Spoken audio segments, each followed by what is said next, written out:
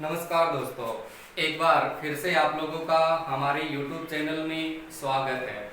देखिए दोस्तों, इससे पहले हमने टॉपिक पढ़ा था राजस्थान के भौतिक प्रदेशों का, और राजस्थान के भौतिक प्रदेशों को हमने 4 भागों में बांटा था। 4 भागों में बांटा था, जिसमें पहला भाग था आपका मरुस्थल का, दूसरा भाग था अरावली का, तीसरा भाग था मैदानी भाग का, और चौथा भाग था दोस्तों पठारी भाग का। लेकिन कुछ भाग हमने देखिए पहले पढ़ लिया था कि जो मरुस्थल का भाग है, यानी जो भाग मरुस्थल का है, इस मरुस्थल में कुछ चीजें तो हमने पढ़ ली थी, और जो बाकी की बची है उनकी चर्चा देखिए अभी अपन करते हैं। देखिए इस मरुस्थल की बात करें, यानी जब मरुस्थल की बात करें तो इस मरुस्थल को हमने नाम दिया था थार का मरुस्थल। देखिए यहां से इस थार का मरुस्थल की बात करें तो इस थार के मरुस्थल को देखिए यहां से अपन इनकी पूरी विशेषता को पढ़ते हैं। यानी इस थार के मरुस्थल की बात करें या इस मरुस्थल की बात करें तो ये मरुस्थल आपके सामने देखिए विश्व का सर्वाधिक, यानी विश्व की बात करें तो विश्व का ये सर्वाधिक आपके सामने जनसंख्या वाला ये मरुस्थल रहा है।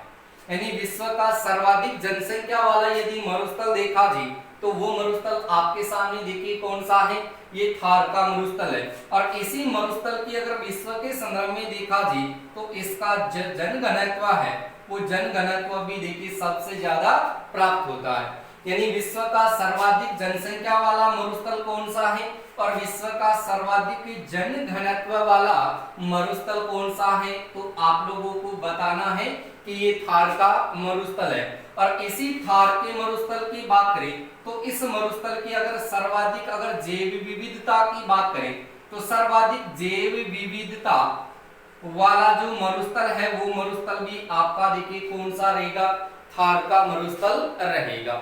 लेकिन इसी थार के मरुस्थल की देखिए आगे चर्चा करते हैं, तो चर्चा करने से पहले देखिए आपको पहले तो याद रखना है राजस्थान का मानचित्र, और इसी मानचित्र पर हम देखिए इसकी पूरी विशेषता को पढ़ते हैं कि इसकी क्या क्या विशेषता है, कहां कहां से आपसे देखिए एग्जाम में क्वेश्चन पूछा जा सकता है। तो देखिए सबसे पहले यहां पर आप लोग ध्यान रखें राजस्थान का मानचित्र, और इसी मानचित्र पर हम देखिए इसकी संपूर्ण स्थिति को पढ़ते हैं। यानी यहां से देखा जाए तो ये आपके सामने देखिए राजस्थान का मानचित्र है, और इस मानचित्र पर हम देखिए इस मरुस्थल का विस्तार पढ़ते हैं। तो इसका विस्तार मैंने आपको पिछले वीडियो में बताया था कि यहाँ से राजस्थान की ये स्थिति है उत्तर दिशा की, और ये स्थिति है आपके सामने देखिए पश्चिम दिशा की। यानी यहाँ से राजस्थान का जो उत्तर पश्चिमी जो भाग है, ये राजस्थान का जो उत्तर पश्चिमी भाग है, इस उत्तर पश्चिमी भाग को ही आपके सामने देखिए मरुस्थल के नाम से पुकारा जाता है। देखिए दोस्तों, इसको किस नाम से पुकारा जाएगा, मरुस्थल के नाम से। यानी इस मरुस्थल को मैंने नाम दिया था उत्तर पश्चिमी मरुस्थलीय प्रदेश, उत्तर पश्चिमी मरुस्थलीय प्रदेश, जो आपके सामने विश्व के संदर्भ में मैंने आपको बताया था थार का मरुस्थल। अब इस मरुस्थल की बात करें तो ये मरुस्थल आपके सामने देखिए मैंने पिछले वीडियो में कुछ चर्चा की भी थी कि ये राजस्थान की देखिए कितने क्षेत्रफल में फैला हुआ है, तो आपको बताना है 61.11% क्षेत्रफल में फैला हुआ है। लेकिन इस थार के मरुस्थल की बात करें या उत्तर पश्चिमी मरुस्थलीय प्रदेश की बात करें तो यहाँ पर आपके सामने देखिए अगर जनसंख्या की बात करें तो कितनी प्रतिशत जनसंख्या है वो यहाँ पर देखिए निवास करती है। देखिए यहाँ से आपसे 2 क्वेश्चन पूछा जा सकता है कि ये जो आपके सामने उत्तर पश्चिमी जो मरुस्थलीय प्रदेश है, इस प्रदेश की बात करें तो ये 61% आपके सामने देखिए भूभाग पर फैला हुआ है। यानी आपसे ये कहा जाए कि ये मरुस्थल राजस्थान के कितने प्रतिशत भूभाग पर फैला हुआ है, तो 61.11% भूभाग पर फैला। लेकिन यहाँ पर कितनी जनसंख्या है वो निवास करती है, तो यहाँ पर आपको बताना है कि 40% जनसंख्या वो निवास करती है। उसके बाद में देखिए इस मरुस्थल की बात करें तो इस मरुस्थल में देखिए राजस्थान के कितने जिले आते हैं, तो आप लोगों को बताना है कि यहाँ पर 12 जिले आते हैं। इन 12 जिलों की बात करें तो 12 जिलों को प्राचीन काल में देखिए किस नाम से पुकारा जाता था, तो आपको बताना है कि इसको मरु के नाम से पुकारा जाता था। लेकिन इस मरुस्थल की बात करें तो इस मरुस्थल की देखिए आपसे यदि मुख्य नदी पूछे तो इसकी जो मुख्य नदी है वो मुख्य नदी तो देखिए कौन सी है, तो वहां पर तो आपको बताना है लूणी नदी। यानी इसकी मुख्य नदी की बात करें तो मुख्य नदी तो है लूणी नदी, जिसका अपवाह क्षेत्र देखा जाए तो अपवाह क्षेत्र है आपके सामने गोडवाड़ क्षेत्र। यानी लूणी नदी का जो अपवाह क्षेत्र है वो गोडवाड़ क्षेत्र कहलाता है। और यहां से देखा जाए तो आपके सामने देखिए इसकी अगर मुख्य नहर की बात करें तो इसकी मुख्य जो नहर है वो मुख्य नहर देखिए क्या मानी गई है, तो वहां पर आपको बताना है इंदिरा गांधी नहर।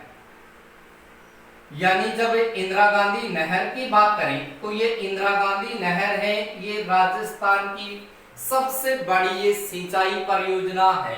यानी राजस्थान की सबसे बड़ी जो सिंचाई परियोजना है वो कौन सी है, इंदिरा गांधी नहर है। तो इस राजस्थान के मरुस्थल की मुख्य नहर वो मानी जाती है। लेकिन इस मरुस्थल की अगर मुख्य नदी की बात करें तो मुख्य नदी आपके सामने कौन सी है, तो याद रखेंगे आपके सामने कौन सी नदी है, लूणी नदी, जिसका अपवाह क्षेत्र कहलाता है गोडवाड़ क्षेत्र।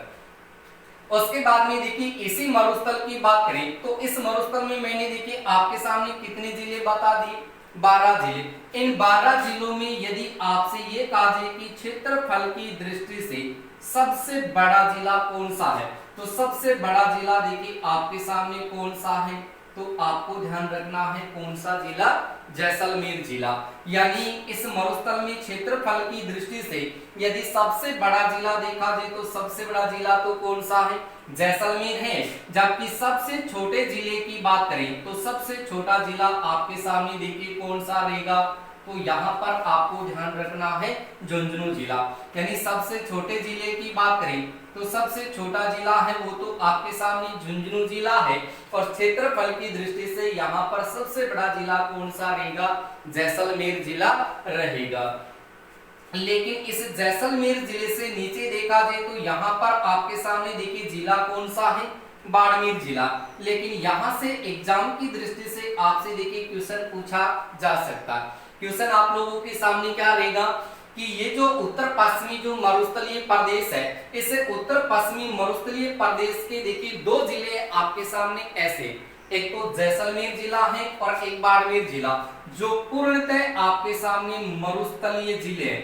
यानी पूर्णतः अगर मरुस्थलीय जिले की बात करें तो पूर्णतः आपके सामने जो मरुस्थलीय जिले हैं वो जिले कौन से बताने हैं, एक आपको जैसलमेर बताना है और दूसरा जिला आपको कौन सा बताना है, बाड़मेर जिला बताना है। उसके बाद में देखिए इसी मरुस्थल की बात करें तो ये जो आपका मरुस्थल है ये आपके सामने देखिए ग्रेट पेलियो, ये मरुस्थल आपके सामने ग्रेट पेलियो आर्कटिक अफ्रीकी महाद्वीप,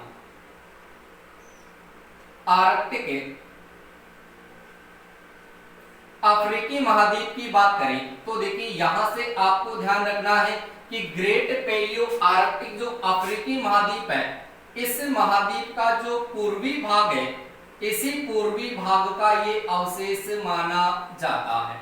देखिए दोस्तों यहां से एग्जाम से संबंधित आपसे क्वेश्चन पूछा जा सकता है कि ये जो उत्तर पश्चिमी जो मरुस्थलीय प्रदेश है, ये प्रदेश आपके सामने ग्रेट पेलियो आर्कटिक अफ्रीकी महाद्वीप का एक पूर्वी भाग है। और अफ्रीकी महाद्वीप का यदि पूर्वी भाग देखा जाए तो वो पूर्वी भाग आपके सामने देखिए कौन सा है, तो याद रखेंगे आप सहारा मरुस्थल।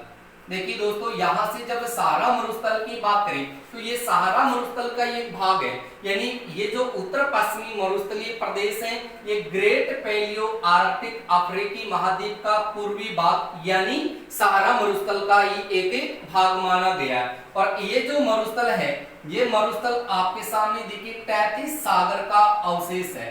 कौन से सागर का अवशेष है, तो आपको बताना कि ये 33 सागर का अवशेष है। और यहाँ पर देखा जाए तो आपके सामने देखिए कावार्ट जाइट प्रकार की चट्टानें पाई जाती है। देखिए दोस्तों, यहाँ से आपसे ये कहा जाएगा कि ये जो थार का मरुस्थल है या जो उत्तर पश्चिमी जो मरुस्थलीय प्रदेश है, ये प्रदेश देखिए टैथिस सागर का अवशेष है और यहाँ पर आपके सामने कावारट जाइट प्रकार की चट्टानें पाई जाती है। लेकिन इस उत्तर पश्चिमी मरुस्थल की बात करें तो इस उत्तर पश्चिमी मरुस्थल का जो पश्चिमी भाग देखा जी, तो पश्चिमी भाग में भी यहाँ पर कुछ अवसादी चट्टानें हैं वो पाई जाती है। देखिए यहाँ पर यदि अवसादी चट्टानों की बात करें, देखिए यहाँ पर अगर अवसादी चट्टानों की बात करें तो जो आपका जैसलमेर जिला है और जो बाड़मेर जिला है, यहाँ पर आपके सामने देखिए चट्टान प्राप्त होती है जिसका नाम है माइका शिष्ट चट्टान। देखिए यहाँ से माइका शिष्ट चट्टान की बात करें तो ये माइका शिष्ट चट्टान आपके सामने इसी मरुस्थल का भाग है, यानी जो उत्तर पश्चिमी जो मरुस्थलीय प्रदेश है, इस प्रदेश का जो पश्चिमी भाग है, इस पश्चिमी भाग में माइका शिष्ट चट्टान है वो पाई जाती है। और इसी चट्टान की बात करें तो इस चट्टान में आपके सामने देखिए कैल्शियम पाया जाता है।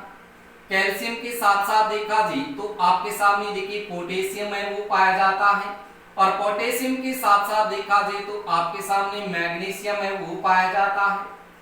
देखिए दोस्तों, यहाँ से आपसे ये कहेगा कि ये जो उत्तर पश्चिमी जो मरुस्थलीय प्रदेश है, इस प्रदेश के यदि पश्चिमी भाग की बात करें तो पश्चिमी भाग में देखिए कौन सी चट्टान है वो पाई जाती है, तो आपको बताना है कि ये माइका शिष्ट चट्टानें पाई जाती है। और इसी माइका शिष्ट चट्टान में देखा जाए तो यहाँ पर कैल्शियम की अधिकता होती है, पोटेशियम की अधिकता होती है और मैग्नीशियम की अधिकता होती है। लेकिन यहाँ पर ध्यान रखेंगे कि ये जो कैल्शियम, पोटेशियम और मैग्नीशियम की बात करें तो ये आपके सामने देखिए जल के साथ घुल जाते हैं। जल के साथ क्या हो जाते हैं, ये घुल जाते हैं और घुलने के बाद में देखिए एक विधि आती है जिसका नाम है केशावर्षण विधि। देखिए यहाँ पर इस केशावर्षण विधि की बात करें तो केशावर्षण विधि के तहत देखिए आपके सामने ये भूमि के ऊपरी भाग पर आ जाते हैं और जब भूमि के ऊपरी भाग पर देखिए ये अवशेष आपके सामने प्राप्त होते हैं तो ऐसी स्थिति में यहाँ पर आपके सामने देखिए सोडियम क्लोराइड का निर्माण करते हैं। देखिए दोस्तों, यहाँ से सोडियम क्लोराइड की बात करें तो यहाँ से एग्जाम में आपसे कई बार क्वेश्चन पहले भी पूछा जा चुका है। यानी सबसे पहले तो आपको ये ध्यान रखना है कि ये जो माइका शिष्ट चट्टान है ये मरुस्थल का जो पश्चिमी भाग है वहां पर पाई जाती है और इसी माइका शिष्ट चट्टान में आपके सामने कैल्शियम, पोटेशियम और मैग्नीशियम की अधिकता पाई जाती है। ये कैल्शियम, पोटेशियम और मैग्नीशियम है ये जल के साथ देखिए घुल जाते हैं। घुलने के बाद में देखिए आपके सामने ये केशावर्षण विधि के तहत ये भूमि के ऊपरी भाग पर देखिए जम जाते हैं या भूमि की ऊपरी भाग पर आ जाते हैं। जब ये भूमि के ऊपरी भाग पर आता है तो ऐसी स्थिति में इसको क्या कहा जाएगा, तो याद रखेंगे सोडियम क्लोराइड। यानी यहाँ पर केशावर्षण विधि के तहत देखा जाए तो ये जब भूमि के ऊपरी भाग पर होगा तो ये किसका निर्माण करेगा, यहाँ पर सोडियम क्लोराइड का निर्माण करता है। और इसी सोडियम क्लोराइड की अधिकता के कारण, यानी सोडियम क्लोराइड की अधिकता के कारण इस मरुस्थल की बात करें तो इस मरुस्थल में जो आपके सामने झील पाई जाती है या जो नदी पाई जाती है, इस झील और नदी का जो जल है वो जल कैसा हो जाता है, तो आपको ध्यान में रखना है खारा हो जाता है। या फिर आपसे ये कहेगा कि देखिए लूनी नदी का जल है वो खारा किसके कारण होता है, तो सोडियम क्लोराइड के कारण ही होता है। क्योंकि जैसे ही आपको देखिए मैं लूनी नदी पढ़ाऊंगा तो वहां पर ये चीज क्लियर करूंगा। तो यहाँ से पहले आप केवल इतना ही ध्यान रखेंगे कि देखिए जब पंचपदरा झील की बात करें तो वो बालोतरा बाड़मेर में, यानी पंचपदरा झील है ये बालोतरा बाड़मेर जिले में और इस झील में देखिए सोडियम क्लोराइड की अधिकता है वो सबसे ज्यादा पाई जाती है। क्योंकि सोडियम क्लोराइड की अधिकता होने के कारण ही लूनी नदी का जल कैसा होता है, खारा होता है। और यहाँ पर देखिए आपके सामने लूनी नदी का जल खारा होता है और यहाँ पर कई झीलें भी आती है जिसमें आपके सामने पंचपदरा झील की बात करें, लोणकरणसर झील की बात करें, ऐसे कई झीलें आती है जिनका जल है वो यहाँ पर देखिए मरुस्थल में खाराई प्राप्त होता है। तो यहाँ से ये चीज ध्यान रखेंगे कि यहाँ पर माइकासिस्ट चट्टान पाई जाती है जिसमें कैल्शियम, पोटेशियम और मैग्नीशियम वो पाया जाता है, जो जल के देखिए जल के साथ घुलनशील हो जाते हैं या जल के साथ घुल जाते हैं। घुलने के बाद में देखिए कैसा वर्षण विधि के तहत ये भूमि के ऊपरी भाग पर आकर के सोडियम क्लोराइड का निर्माण करते हैं, जिसके कारण देखिए जल इसे झील का और यहाँ पर आपके सामने नदियों का जल वो कैसा हो जाता है दोस्तों, खारा हो जाता है। ये चीज क्लियर हुई। उसके बाद में देखिए यहाँ से देखा जी तो यहाँ पर आपके सामने देखिए इस मरुस्थल की बात करें तो इस मरुस्थल में इधर वाले भाग की बात करें तो यहाँ पर आपके सामने देखिए ये गुजरात राज्य का भाग है। कौन से राज्य का भाग है? गुजरात राज्य का भाग है। और इसी गुजरात की बात करें तो गुजरात में आपके सामने यहाँ पर कच्छ का विस्तार है। अगर इस कच्छ की बात करें तो कच्छ से लेकर के देखिए यहाँ पर आपके सामने बीकानेर तक की बात करें, देखिए दोस्तों यहाँ से यदि बीकानेर तक की बात करें तो कच्छ से लेकर के बीकानेर तक का जो मरुस्थल है, इस मरुस्थल का जो आपके सामने पूर्वी भाग है, देखिए कौन सा भाग है? पूर्वी भाग। इसी पूर्वी भाग की बात करें तो उस भाग को कहा जाता है लघु मरुस्थल। देखिए मित्रों यहाँ से आपसे ये कहेगा कि यानी कच्छ से लेकर के बीकानेर तक का जो भाग है, कच्छ से लेकर के बीकानेर तक का जो मरुस्थल है, इसका जो पूर्वी भाग है वो पूर्वी भाग आपके सामने कौन सा मरुस्थल कहलाता है? तो आपको ध्यान रखना है उसको लघु मरुस्थल के नाम से पुकारा जाता है। उसके बाद में देखिए आगे इसकी चर्चा करते हैं। यहां से इसकी आगे चर्चा करते हैं तो यहां से आपसे देखिए और क्वेश्चन क्या पूछा जा सकता है?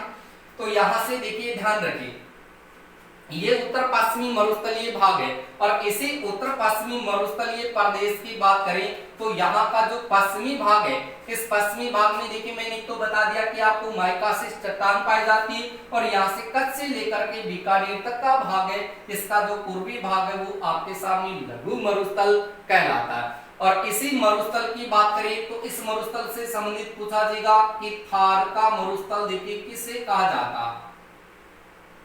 थार का मरुस्थल।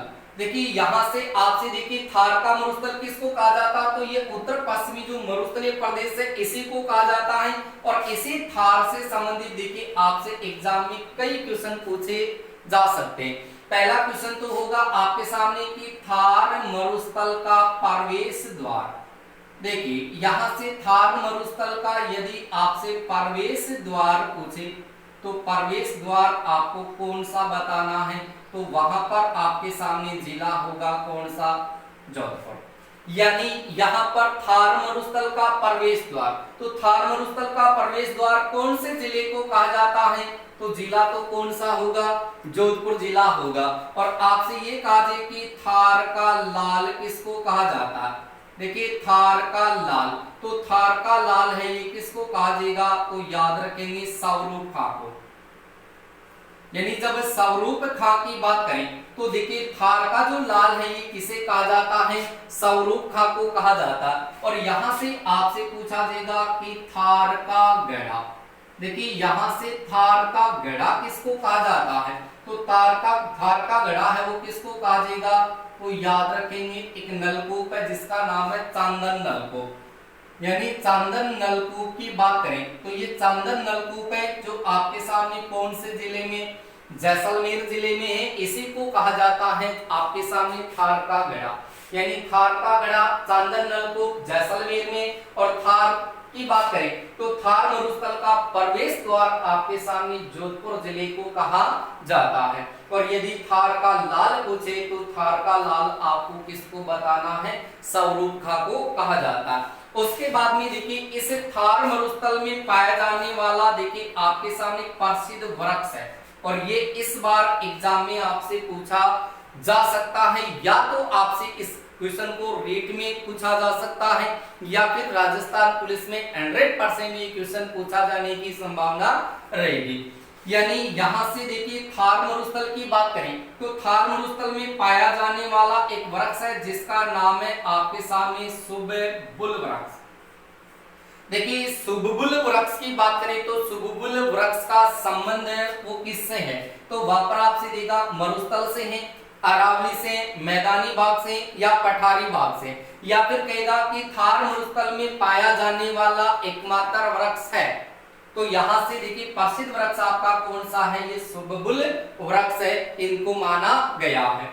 उसके बाद में देखिए दोस्तों यहां से आपसे ये कहा जाएगा कि ये जो उत्तर पश्चिमी जो मरुस्थलीय प्रदेश है, इस मरुस्थल को अपन देखिए रेगिस्तान के नाम से भी पुकारे सकते हैं, लेकिन यहां से आपसे कहा जाएगा कि रेगिस्तान देखिए मार्च।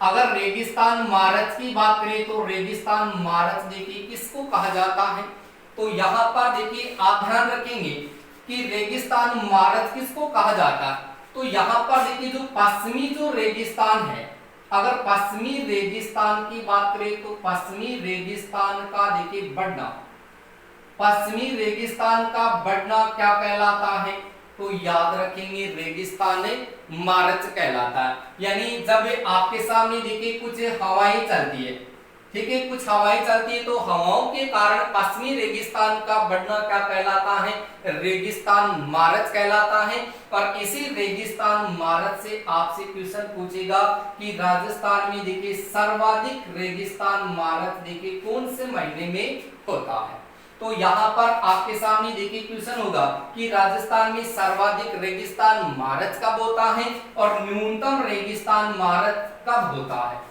तो यहाँ पर देखिए सर्वाधिक रेगिस्तान मार्च की बात करें तो ये धूल भरी जो आंधियां चलती है उस समय देखिए यहाँ पर मिट्टी है वो उड़ उड़ करके एक स्थान से दूसरे स्थान पर चलती है। तो यहाँ पर आपके सामने देखिए अगर जून जुलाई की बात करें, अगर जून जुलाई की बात करें तो जून जुलाई में तो देखिए सबसे ज्यादा देखिए रेगिस्तान मार्च होता है। लेकिन देखिए दोस्तों यहाँ से न्यूनतम रेगिस्तान मार्च की बात करें तो न्यूनतम रेगिस्तान मार्च आपके सामने अक्टूबर और नवंबर, इन दोनों महीनों की बात करें, अक्टूबर नवंबर में न्यूनतम रेगिस्तान मार्च होता है, जबकि सर्वाधिक रेगिस्तान मार्च देखिए कौन से महीने में देखने को मिलता है, तो जून जुलाई में आपको सर्वाधिक रेगिस्तान मार्च देखने को मिलता है। और सर्वाधिक रेगिस्तान मार्च की बात करें तो सर्वाधिक रेगिस्तान मार्च आपके सामने देखिए कौन से जिले में होता है, तो याद रखेंगे जैसलमेर जिले में होता है। क्योंकि जैसे ही आप जैसलमेर जिले में देखते हैं तो आपके सामने धरियन वगैरह बरकान में आगे चर्चा करूंगा इनकी, तो यहाँ पर देखिए वायु घाटियों के द्वारा पश्चिमी रेगिस्तान का बढ़ना क्या कहलाता है, रेगिस्तान मार्च कहलाता है। और रेगिस्तान मार्च सबसे ज्यादा आपको कौन से जिले में देखने को मिलता है, तो आपको बताना है जैसलमेर में देखने को मिलता है। लेकिन सर्वाधिक कौन से महीने में रेगिस्तान मार्च होता है, तो जून जुलाई में होता है, और न्यूनतम रेगिस्तान मार्च आपका अक्टूबर नवंबर में होता है। उसके बाद में देखिए आगे चर्चा करते हैं, यानी इसे उत्तर पश्चिमी मरुस्थलीय प्रदेश को देखिए बढ़ावा देने के लिए, उत्तर पश्चिमी मरुस्थलीय प्रदेश को बढ़ावा देने के लिए आपके सामने देखिए परियोजना शुरू की गई है। और वो परियोजना आपके सामने कहां शुरू की गई है, तो आपके सामने देखिए यहाँ पर जिला है जैसलमेर, और इसी जैसलमेर में एक क्षेत्र है जिसका नाम है कुलधरा। देखिए इस कुलधरा की बात करें तो ये कुलधरा आपके सामने कौन से जिले का भाग है, जैसलमेर जिले का भाग है। और यहाँ पर आपके सामने कैक्टस पार्क की शुरुआत की गई है। कौन से पार्क की शुरुआत की गई है, कैक्टस पार्क की शुरुआत की गई है, या फिर आप कह सकते हैं कि नागफनी की शुरुआत की गई है। देखिए दोस्तों यहाँ से आपसे ये कहा जाएगा कि राजस्थान का जो उत्तर पश्चिमी जो मरुस्थलीय प्रदेश है, इस प्रदेश को बढ़ावा देने के लिए कुलधरा जैसलमेर जिला है, वहां पर कैक्टस पार्क यानी नागफनी की शुरुआत की गई है। तो ये तो आपके सामने संपूर्ण मरुस्थल की विशेषता हुई है। इस मरुस्थल को अभी देखिए अपन आगे और पढ़ते हैं तो कई विशेषता इनकी आगे निकल करके आती है। तो ये तो मैंने आपको मुख्य मुख्य विशेषता वो बता दी। अब अपन देखिए चर्चा करेंगे कि ये जो उत्तर पश्चिमी जो मरुस्थलीय प्रदेश है, इस मरुस्थल को देखिए धरातल के आधार पर देखा जाए, या फिर संरचना के आधार पर देखा जाए, या फिर बनावट के आधार पर देखा जाए, तो इनको कितने भागों में बांटा गया है। तो यहाँ पर देखिए बने रहिए आप इस वीडियो पर। देखिए यहां से आपके सामने यदि धरातल की बात करें, देखिए दोस्तों यहां से यदि धरातल की बात करें तो धरातल के आधार पर, यदि धरातल के आधार की बात करें तो धरातल के आधार पर इस मरुस्थल को आपके सामने कितने भागों में बांटा गया है। तो यहां से आपको ध्यान रखना है कि इस उत्तर पश्चिमी जो मरुस्थलीय प्रदेश है इसको धरातल के आधार पर कितने भागों में बांट दिया, तो आप लोगों को बताना है कि इसको 3 भागों में बांटा गया है। देखिए दोस्तों यहां से इसके 3 भाग हैं कौन कौन से, यानी 3 भागों की बात करें तो 3 भाग हैं कौन कौन से। तो सबसे पहला भाग तो देखिए आपके सामने कौन सा प्राप्त होगा, तो वहां पर आपको याद रखना है पथरीला मरुस्थल। देखिए यहां से पहला जो भाग है ये पहला भाग तो आपके सामने देखिए कौन सा भाग होगा, तो याद रखना है पथरीला मरुस्थल, यानी पहला भाग तो आपके सामने ये पथरीला मरुस्थल का है।